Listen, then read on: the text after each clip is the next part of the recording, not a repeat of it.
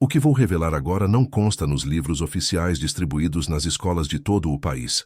Aqui, do Brasil, eu tive acesso a registros militares que foram riscados por mãos poderosas e covardes, páginas de cartórios provinciais que foram arrancadas com violência para proteger o nome de famílias tradicionais. Existem cartas censuradas que dormiram por mais de um século em baús de fazendas em ruínas, esperando por alguém que tivesse a coragem de lê-las. O caso de Sebastião é a prova de que a maior traição da Guerra do Paraguai não aconteceu no campo de batalha, mas dentro das nossas fronteiras. O nome dele foi substituído nos arquivos oficiais pelo de um herdeiro medroso que nunca sentiu o cheiro da pólvora.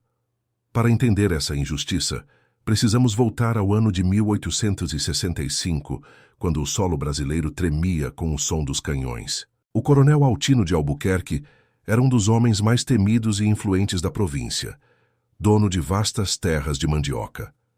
Sua riqueza era medida pelo suor alheio e pela quantidade de sacas de farinha que saíam de sua moenda para os portos. Mas o poder de Altino foi colocado à prova quando recebeu o selo imperial com uma convocação que não poderia ser ignorada. Seu único filho, Teodoro, um rapaz de saúde frágil e coragem inexistente, deveria marchar para o fronte como oficial dos voluntários da pátria. Para o coronel, a ideia de ver seu herdeiro em uma trincheira era o mesmo que assinar sua sentença de morte e a ruína do sobrenome.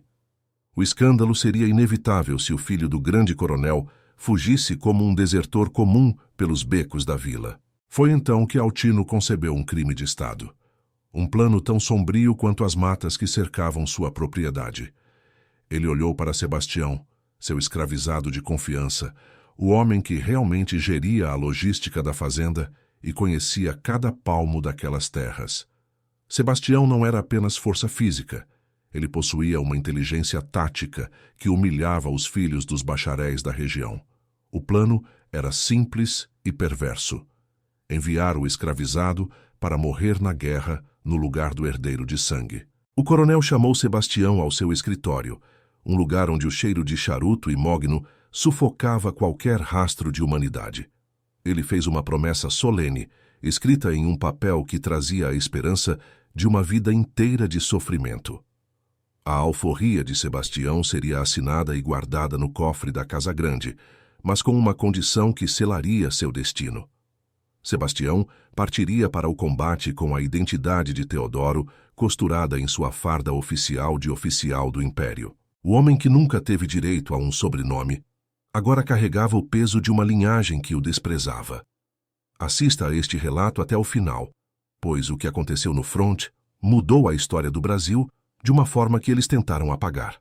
Inscreva-se no canal agora, porque a verdade sobre o que aconteceu nos porões do Império ainda está sendo desenterrada. A partida de Sebastião foi cercada de silêncio e sombras, uma encenação ensaiada nos mínimos detalhes pelo coronel. Naquela madrugada fria de 1865, o verdadeiro Teodoro foi escondido em uma carruagem fechada, rumo ao Rio de Janeiro. Enquanto o herdeiro covarde se preparava para gastar o ouro do pai nos bordéis da capital, o escravizado subia no navio de transporte. Sebastião usava as botas lustradas e a espada que pertenciam a um homem que nunca soube o que era o trabalho duro. Ao redor dele, outros jovens da elite sorriam e brindavam, sem desconfiar que o oficial ao lado deles era um homem sem liberdade. O coronel Altino ficou no cais, vendo o navio sumir no horizonte, acreditando que seu segredo estava seguro nas águas profundas. O que o coronel não previu foi que a guerra não escolhe nomes. Ela escolhe os homens que têm o espírito forjado no fogo. Enquanto os oficiais de carreira se perdiam nos pântanos traiçoeiros do Chaco, Sebastião começou a se destacar. Ele lia o relevo das matas como se fossem as trilhas de mandioca da fazenda onde cresceu e sofreu. Ele antecipava as emboscadas paraguaias antes mesmo que o primeiro tiro fosse disparado contra o batalhão. Liderando homens que, em outras circunstâncias, o chicoteariam, Sebastião salvou batalhões inteiros de massacres certos. Ele se tornou uma liderança silenciosa, um herói sem rosto que carregava as divisas de um impostor que bebia vinho caro longe dali. Cada medalha conquistada por bravura era enviada para a fazenda dos Albuquerque, alimentando a mentira de Altino. O coronel exibia as condecorações na vila, orgulhoso da coragem de seu filho, que na verdade estava no Rio contraindo dívidas e doenças.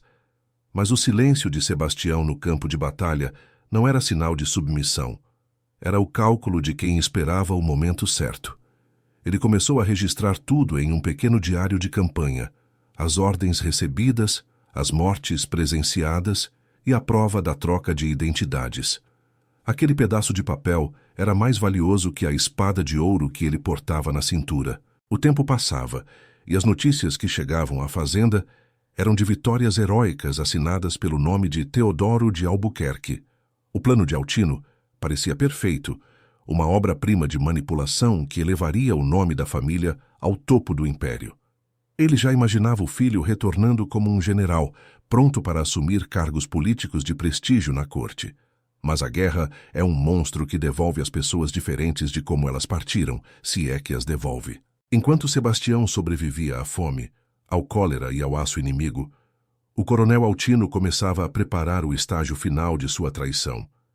Ele percebeu que um escravizado que retorna herói é uma ameaça muito maior do que um escravizado que morre no esquecimento.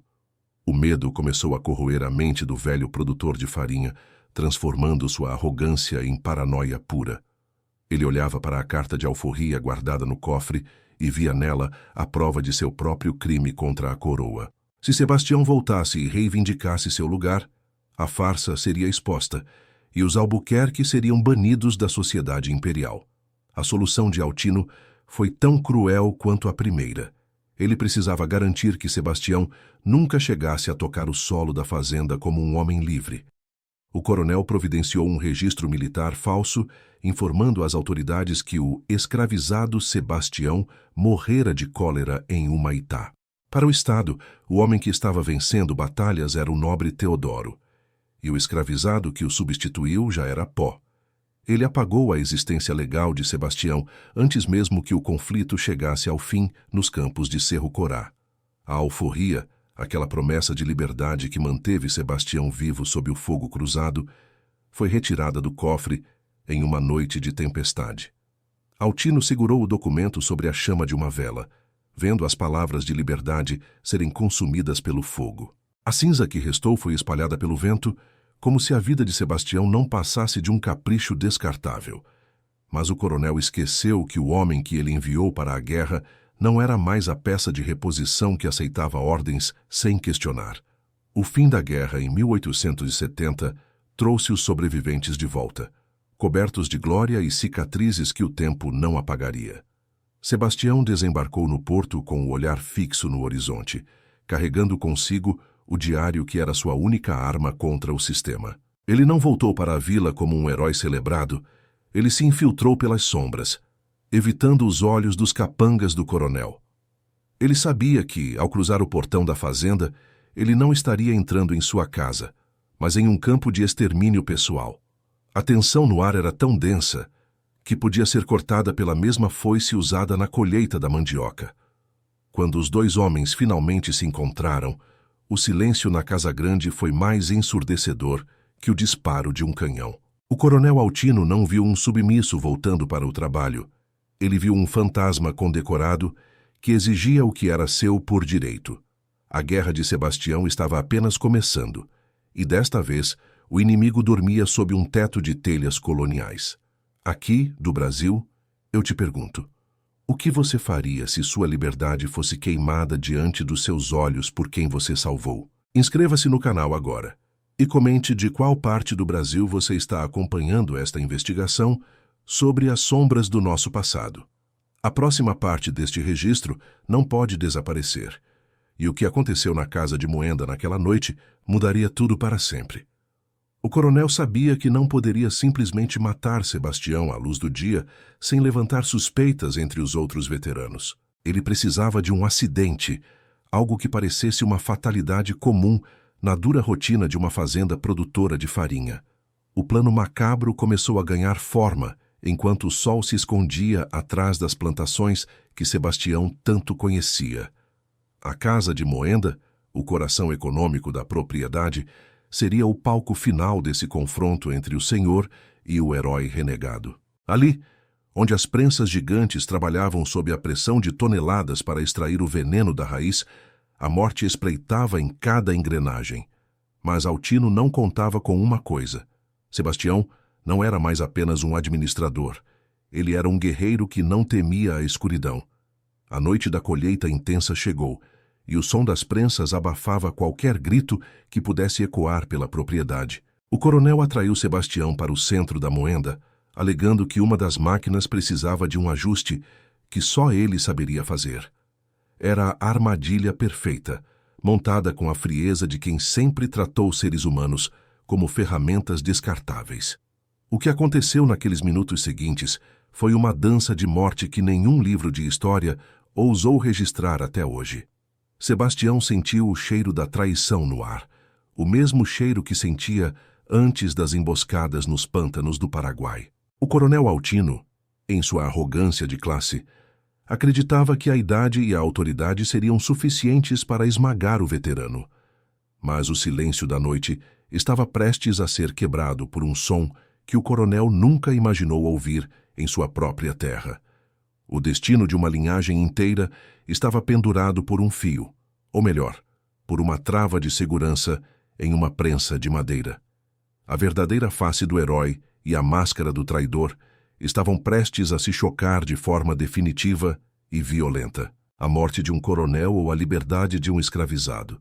Apenas um sairia vivo daquela casa de moenda.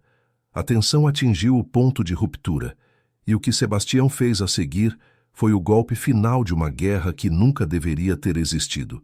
O peso esmagador da justiça estava prestes a cair, e não haveria perdão para quem construiu sua vida sobre a mentira e o sangue.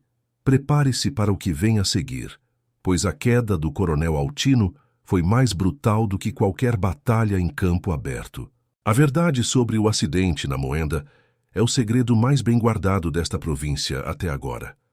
Você está pronto para ver o que acontece quando um homem que não tem nada a perder decide cobrar sua dívida de sangue? O herói que o Império do Brasil celebrava nas gazetas e salões não passava de uma casca vazia. Uma mentira alimentada pelo ouro do coronel Altino. Enquanto Sebastião pisava novamente no solo da província, ele sentia o peso de cada cicatriz em suas costas, marcas que agora contavam duas histórias de dor.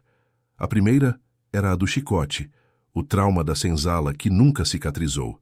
A segunda era a do aço paraguaio, a prova de que ele sangrou por uma pátria que o negava. Ao entrar nos limites da fazenda, o silêncio dos outros escravizados foi o primeiro sinal de que algo estava terrivelmente errado. Eles não viam o oficial condecorado que salvou batalhões. Eles viam um homem que, segundo os registros oficiais, já deveria estar enterrado em uma vala comum em Humaitá. O feitor, um homem de olhar turvo e mãos calejadas pela crueldade, foi o primeiro a barrar o caminho de Sebastião com uma espingarda atravessada no peito. "Você está morto nos papéis, Sebastião", rugiu o feitor, com um sorriso que revelava dentes podres e uma satisfação doentia. Para o sistema escravagista daquela época, um homem sem registro não era apenas um cativo. Ele era um nada, uma peça que podia ser descartada sem deixar rastros. Sebastião não recuou. Sua postura era a de um homem que enfrentou a carga da cavalaria de Solano Lopes sem piscar. Ele exigiu ver o coronel.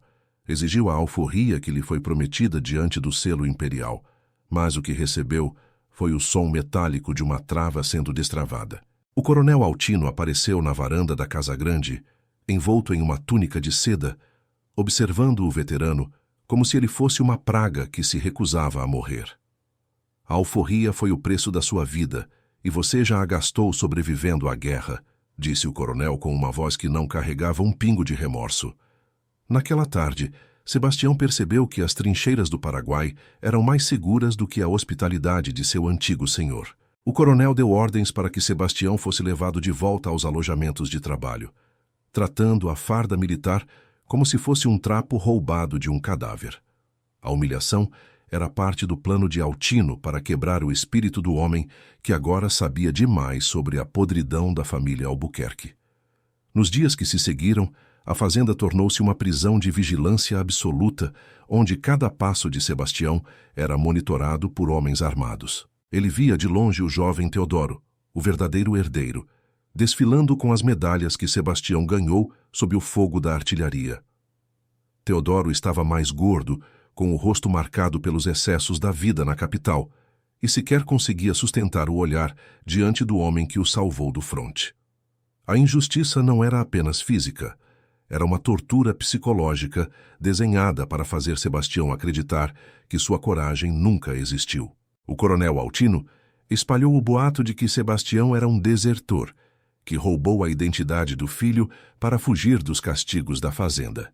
Essa mentira cruel isolou Sebastião até mesmo de seus companheiros, que temiam ser punidos por associação a um traidor da pátria. Mas o coronel cometeu um erro fatal. Ele subestimou a paciência de um homem que aprendeu a esperar o momento certo para atacar em meio à neblina. Sebastião mantinha o diário de campanha escondido sob o assoalho, enrolado em panos sebosos, para protegê-lo da umidade e dos olhos curiosos. Aquelas páginas continham nomes, datas e ordens de marcha que provavam sem sombra de dúvida quem estava onde durante os anos de chumbo. A tensão na fazenda Albuquerque começou a ferver como o caldo da mandioca nas caldeiras da moenda. Altino sentia que o chão sob seus pés estava rachando e que o segredo que ele tanto protegia estava prestes a vazar pelos poros da propriedade. Ele começou a ter pesadelos com os generais do Império batendo à sua porta, exigindo explicações sobre o paradeiro do verdadeiro oficial Teodoro. O desespero do coronel o levou a tomar uma decisão que selaria o destino de todos naquela terra maldita. Ele chamou o feitor e deu uma instrução curta e definitiva. O corpo de Sebastião não pode ser encontrado e o diário deve queimar antes do amanhecer. A caçada humana dentro da fazenda começou sob o manto de uma noite sem lua, onde o único som era o ranger das árvores e o bater das prensas. Sebastião, usando os sentidos aguçados pela sobrevivência no Chaco, percebeu a movimentação antes que o primeiro portão fosse aberto. Ele não fugiu para a mata, onde seria caçado como um animal por cães farejadores. Ele foi para onde o coronel menos esperava. Ele se dirigiu para a casa de Moenda, o lugar que representava o poder econômico do seu opressor e o suor de sua infância. O cheiro ácido da mandioca fermentada e o calor das fornalhas criavam uma atmosfera sufocante, quase infernal. Ali, entre as engrenagens de madeira e as prensas de ferro, Sebastião montaria sua própria linha de defesa. Inscreva-se no canal agora para não perder o desfecho deste caso real de traição e justiça que os arquivos oficiais tentaram apagar. Aqui do Brasil, eu convido você a comentar. O que você faria se descobrisse que toda a sua honra foi roubada por quem você serviu? O coronel Altino, ao saber que Sebastião se refugiara na Moenda, decidiu que ele mesmo terminaria o serviço. Ele não confiava mais nos seus capangas para realizar o ato que garantiria o silêncio eterno de seu maior pecado. Pegou uma lanterna de querosene e caminhou em direção ao prédio de madeira, onde o barulho das máquinas abafava o som do mundo exterior. Ao entrar na casa de Moenda, o calor atingiu o rosto do coronel como um tapa seco, e a poeira da farinha flutuava no ar como pequenos fantasmas. "Apareça, Sebastião! Você não tem para onde ir além do inferno!" gritou Altino, sua voz ecoando contra as paredes de barro. Ele viu uma sombra se mover perto da prensa gigante, o mecanismo colossal que era usado para extrair o líquido tóxico da mandioca brava. Sebastião estava calmo, com o diário na mão e o olhar fixo no homem que um dia ele chamou de Senhor. "A guerra me ensinou que o inimigo mais perigoso não é o que atira de frente, mas o que abraça pelas costas", disse Sebastião, sua voz baixa e firme. O coronel riu, uma risada nervosa que revelava a fragilidade de sua posição social diante de um homem que não tinha mais medo da morte. Altino puxou um punhal de prata da cintura, uma arma de decoração que ele agora pretendia usar para fins muito mais sombrios. Ele acreditava que a força bruta e a autoridade seriam suficientes para subjugar o escravizado que ele via como inferior. Mas Sebastião conhecia aquela moenda melhor do que o próprio coronel. Ele sabia onde cada tábua rangia e onde cada engrenagem falhava. O embate não foi apenas físico, foi o confronto de 2 séculos de história brasileira colidindo em um espaço de poucos metros quadrados. O coronel tentou um golpe desesperado, mas Sebastião se moveu com a agilidade de quem desviou de baionetas em Curupaiti. Em um movimento rápido, Sebastião desarmou o velho, jogando o punhal de prata no fundo de um tacho de caldo fervente. Altino tropeçou, caindo perigosamente perto da base da prensa gigante, cujas vigas de madeira rangiam sob a pressão de toneladas. O pânico finalmente se instalou nos olhos do coronel quando ele percebeu que a posição de poder havia se invertido completamente. Ele tentou se levantar, mas o chão coberto de resíduos de mandioca estava escorregadio, transformando sua fuga em um esforço patético. "Você não pode me matar! Eu sou a lei nesta província!" gritou o coronel, mas suas palavras soavam vazias diante do barulho constante das máquinas. Sebastião apenas olhou para a trava de segurança, a peça de madeira que segurava o peso colossal da prensa no ar. Ele lembrou de quantas vezes viu seus irmãos de cor perderem dedos e membros naquelas mesmas máquinas para enriquecer a família Albuquerque. O silêncio que se seguiu entre os 2 homens foi carregado de todas as palavras que nunca foram ditas durante os anos de servidão. O coronel percebeu que não estava diante de um escravizado revoltado, mas de um juiz que carregava a sentença em suas mãos calejadas. A justiça que o Estado negava a Sebastião estava agora a apenas um movimento de distância, pronta para ser executada. "Onde está o herói de guerra agora, coronel?" perguntou Sebastião com uma frieza que gelou o sangue de Altino. O coronel tentou implorar, oferecendo ouro, terras e até a liberdade oficial que ele mesmo havia queimado. Mas as promessas de um traidor têm o mesmo valor que a fumaça que sai das chaminés da fazenda. Desaparecem ao primeiro sopro de verdade. Lá fora, os capangas do feitor se aproximavam da casa de Moenda, atraídos pela luz da lanterna que caíra no chão. Sebastião sabia que o tempo estava se esgotando e que a única forma de garantir sua sobrevivência era terminando o que o destino começou. Ele olhou para o diário, o registro de sua honra, e depois para o homem que tentou transformá-lo em um fantasma. O que aconteceu a seguir foi um som que ficaria gravado na memória de quem estava por perto por gerações. Não foi um grito de guerra nem o disparo de uma arma, mas o som seco e definitivo de madeira cedendo sob pressão extrema. A trava de segurança foi solta e o destino do coronel Altino de Albuquerque foi selado pela mesma máquina que construiu sua fortuna. O peso esmagador desceu como o julgamento final, transformando a arrogância do senhor em nada mais que silêncio e pó. Sebastião não desviou o olhar. Ele assistiu até o último momento, garantindo que o ciclo de dor terminasse ali. A casa de Moenda tornou-se o túmulo de uma era de impunidade, e o sangue do traidor misturou-se à terra que ele dizia possuir.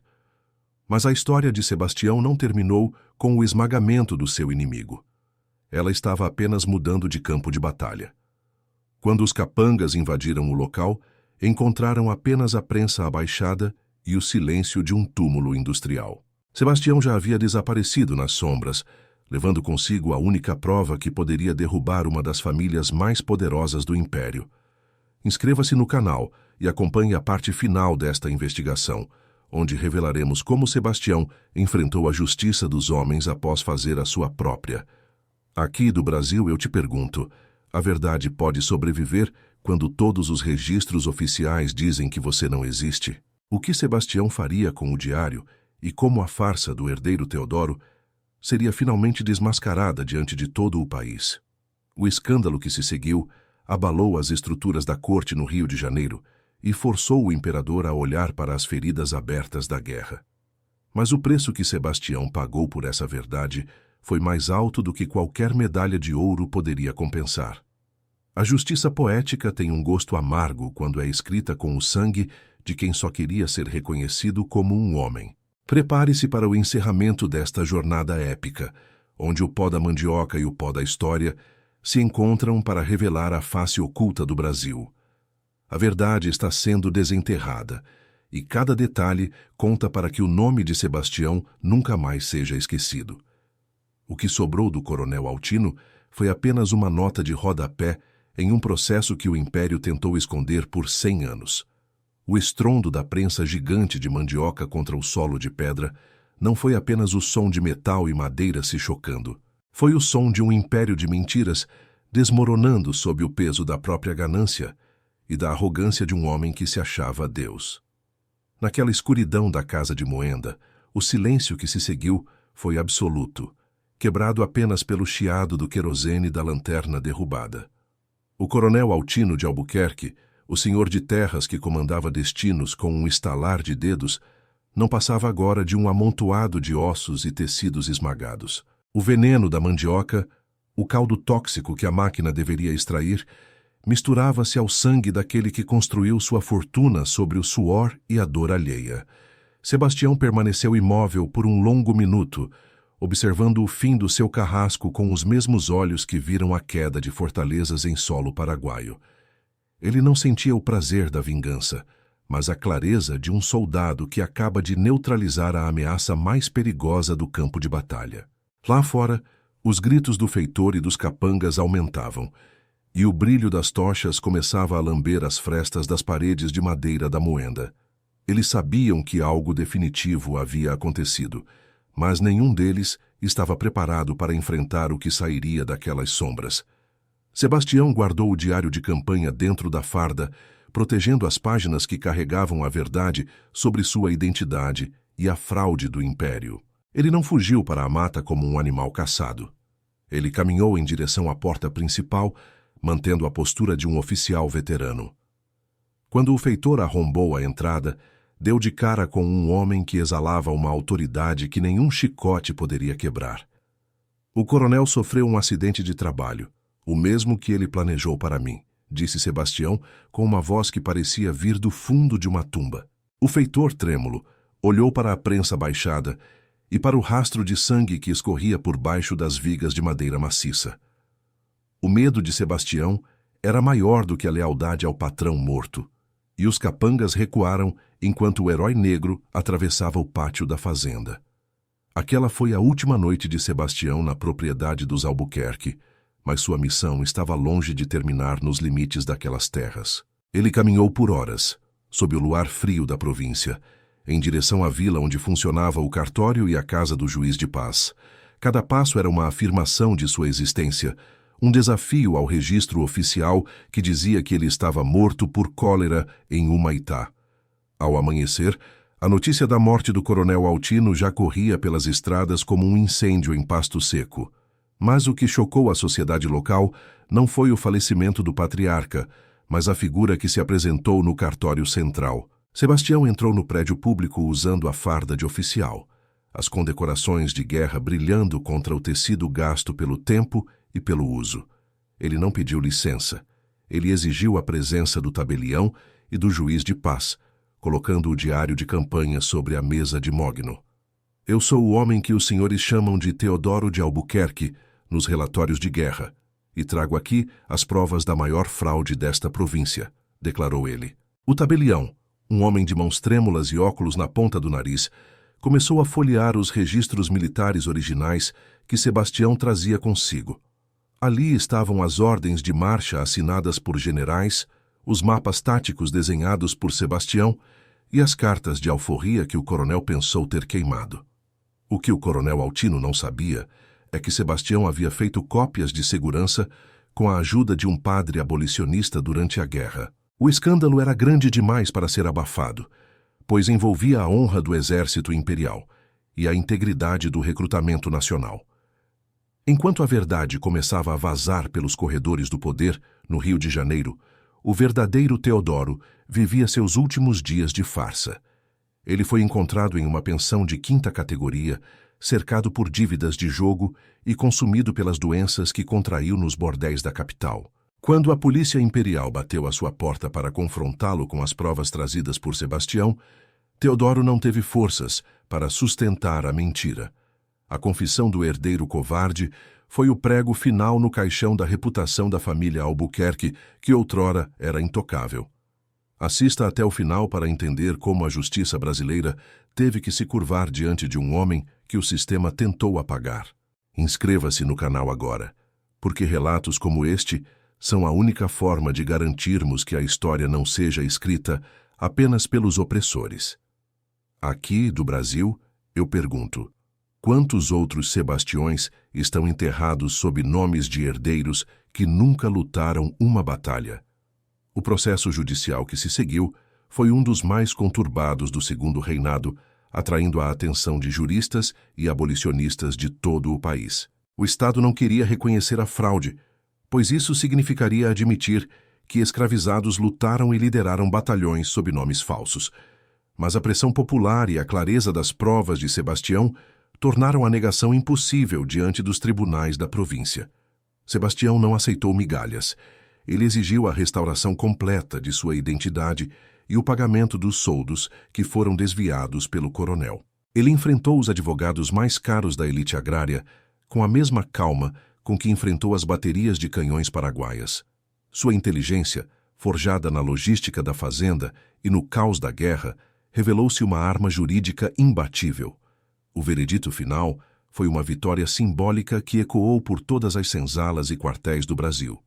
O juiz declarou que o escravizado Sebastião nunca existiu para fins legais desde o momento em que vestiu a farda imperial com a promessa de alforria. O nome de Teodoro de Albuquerque foi riscado da lista de heróis da pátria e substituído pela anotação infame de impostor e desertor. Sebastião teve seu nome restaurado e sua liberdade reconhecida não como um favor, mas como um direito conquistado com sangue e estratégia. A fazenda Albuquerque, sem o comando do coronel e afogada em dívidas e escândalos, foi dividida e vendida para pagar as indenizações. Muitos dos que trabalhavam sob o chicote de Altino receberam pequenas parcelas de terra, como parte do acordo judicial histórico. Teodoro, o filho, terminou seus dias no esquecimento absoluto, morrendo em um hospital de caridade sem um centavo do nome que tanto tentou proteger. O corpo do coronel Altino foi enterrado sem honras, em uma cova simples, pois a igreja se recusou a dar um funeral de gala a um homem que cometeu tal sacrilégio contra a verdade. Justiça poética ou destino, a prensa de Mandioca tornou-se um monumento silencioso, a queda de um tirano. Sebastião usou o dinheiro de sua indenização para fundar uma pequena escola para os filhos dos libertos na mesma província onde foi cativo. Ele nunca mais vestiu a farda, preferindo o linho simples de um homem que finalmente era dono de seu próprio tempo e de suas próprias palavras. O diário de campanha foi doado a uma sociedade literária secreta, onde serviu de inspiração para os movimentos abolicionistas que viriam décadas depois. Aqui, do Brasil, eu encerro este relato lembrando que a verdade é como a raiz da mandioca. Ela cresce no escuro sob a terra, mas sempre nutre quem sabe prepará-la. A história oficial pode ser riscada, queimada ou enterrada, mas ela sempre encontra uma fresta para brotar novamente. Sebastião morreu como um homem livre, cercado pelo respeito daqueles que conheciam sua verdadeira história, longe dos salões da corte. Inscreva-se no canal para garantir que outros registros como este não sejam apagados pelo tempo ou pela conveniência dos poderosos. Nos comentários diga o que você achou desta jornada e qual outro mistério dos porões do Império você quer ver investigado aqui, do Brasil. Sua voz é a ferramenta que impede que heróis como Sebastião sejam esmagados pelo peso do esquecimento. O caso de Sebastião é um lembrete de que a justiça, por mais lenta que seja, tem a força de uma prensa gigante quando a verdade é solta. A arrogância precede a ruína, mas a coragem silenciosa é o que realmente constrói o alicerce de uma nação. A história de hoje termina aqui, mas a busca pela verdade sobre o nosso passado é eterna. Inscreva-se, comente, registre. Até o próximo caso, onde a luz da investigação brilhará sobre as sombras mais profundas da nossa história. O Brasil que não te contaram está apenas começando a ser revelado.